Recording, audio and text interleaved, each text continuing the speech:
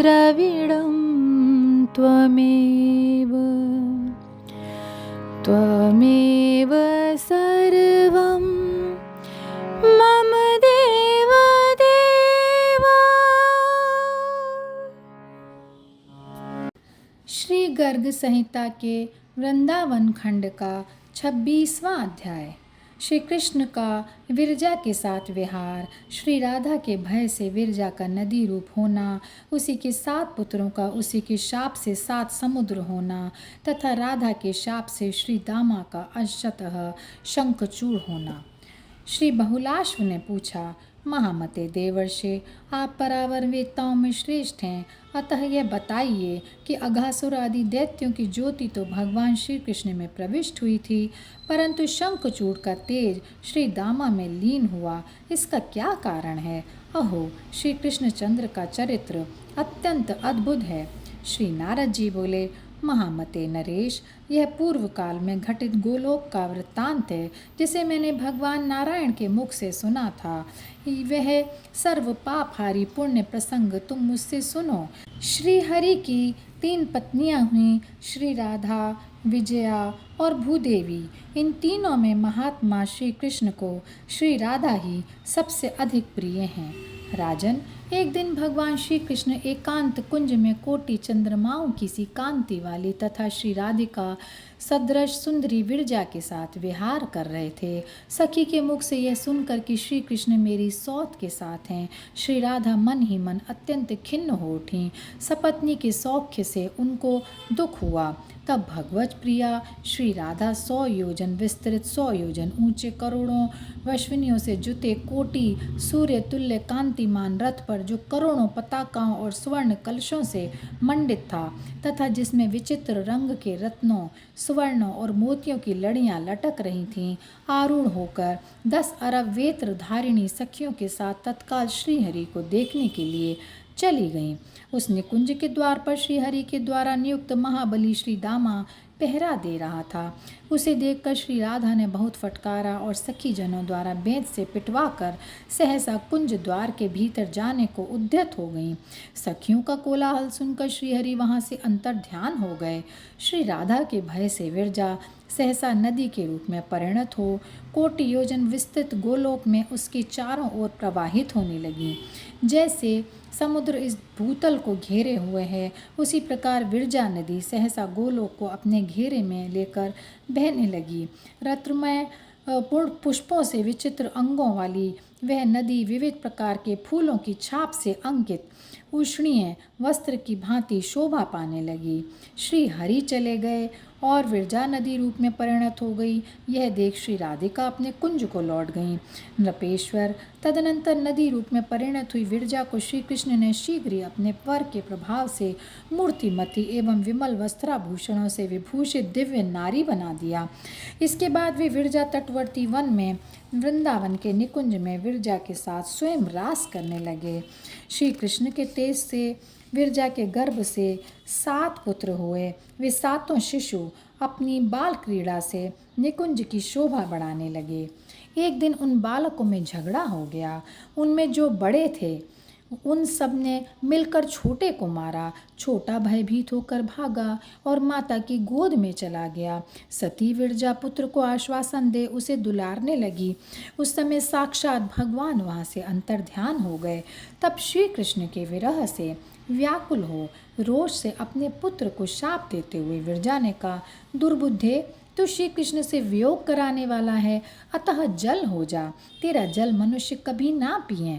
फिर उसने बड़ों को शाप देते हुए कहा, तुम सब के सब झगड़ालू हो, अतः पृथ्वी पर जाओ और वहाँ जल होकर रहो। तुम सबकी पृथक पृथक गति होगी, एक दूसरे से कभी मिल ना सकोगे। सदा ही प्रलय काल में तुम्हारा नैमित्तिक मिलन होगा। श्री नारद जी कहते हैं, राजन, इस प्रकार माता के शाप से वे सब पृथ्वी पर आ गए और राजा प्रियव्रत के रथ के पहियों से बनी हुई परिखाओं में समाविष्ट हो गए। खारा जल, इक्षुरस, मदिरा, घृत, दही, शील तथा शुद्ध जल के वे 7 सागर हो गए।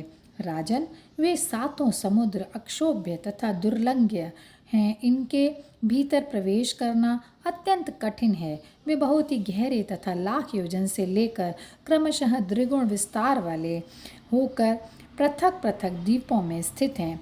पुत्रों के चले जाने पर विरजा उनके स्नेह से अत्यंत व्याकुल हो उठी। तब अपनी उस विरहिणी प्रिया के पास आकर श्री कृष्ण ने वर दिया, भीरु, तुम्हारा कभी मुझसे वियोग नहीं होगा। तुम अपने तेज से सदैव पुत्रों की रक्षा करती रहोगी। विदेहराज, तदनंतर श्री राधा को विरह दुख से व्यथित जान श्याम सुंदर श्री हरि स्वयं श्री दामा के साथ उनके निकुंज में आए। निकुंज के द्वार पर सखा के साथ आए हुए प्राण वल्लभ की ओर देखकर राधा मानवती हो उनसे इस प्रकार बोली। श्री राधा ने कहा, हरे, वहीं चले जाओ जहाँ तुम्हारा नया नेह जुड़ा है।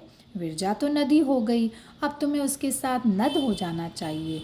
जाओ, उसी के कुंज में रहो, मुझसे तुम्हारा क्या मतलब। श्री नारद जी कहते हैं, राजन, यह सुनकर भगवान विरजा के निकुंज में चले गए। तब श्री कृष्ण के मित्र श्री दामा ने राधा से रोषपूर्वक कहा। श्री दामा ने बोले, राधे, श्री कृष्ण साक्षात परिपूर्णतम भगवान हैं। वे स्वयं असंख्य ब्रह्मांडों के अधिपति और गोलोक के स्वामी के रूप में विराजमान हैं। परात्पर श्री कृष्ण तुम जैसी करोड़ों शक्तियों को बना सकते हैं, उनकी तुम निंदा करती हो। ऐसा मान ना करो, ना करो। श्री राधा बोली, ओ मूर्ख, तू बाप की स्तुति करके मुझ माता की निंदा करता है। अतः दुर्बुद्धे, राक्षस हो जा और इस गोलोक से बाहर चला जा। श्री दामा बोले, शुभे, श्री कृष्ण सदा तुम्हारे अनुकूल रहते हैं, इसलिए तुम्हें इतना मान हो गया है। अतः परिपूर्णतम परमात्मा भगवान श्री कृष्ण से भूतल पर तुम्हारा 100 वर्षों के लिए वियोग हो जाएगा, इसमें संशय नहीं है। श्री नारद जी कहते हैं, राजन, इस प्रकार परस्पर शाप देकर अपनी ही करनी से भयभीत हो जब राधा और श्री दामा अत्यंत चिंता में डूब गए, तब स्वयं भगवान श्री कृष्ण वहाँ प्रकट हुए। श्री भगवान ने कहा, राधे, मैं अपने निगम स्वरूप वचन को तो छोड़ सकता हूँ, किंतु भक्तों की बात अन्यथा करने में सर्वथा असमर्थ हूँ। कल्याणी राधिके, शोक ना करो, मेरी बात सुनो। वियोग काल में भी प्रतिमास एक बार तुम्हें मेरा दर्शन हुआ करेगा। वाराह कल्प में भूतल का भार उतारने और भक्त जनों को दर्शन देने के लिए मैं तुम्हारे साथ पृथ्वी पर चलूंगा। श्री दामन, तुम भी मेरी बात सुनो। तुम अपने एक अंश से असुर हो जाओ। वैवस्वत मनवंतर में रास मंडल में आकर जब तुम मेरी अवहेलना करोगे, तब मेरे हाथ से तुम्हारा वध होगा, इसमें संशय नहीं है। तत्पश्चात फिर से मेरे वरदान से तुम अपना पूर्व शरीर प्राप्त कर लोगे। श्री नारद जी कहते हैं, राजन, इस प्रकार शापवश महातपस्वी श्री दामा ने पूर्व काल में यक्षलोक में सुधन के घर जन्म लिया।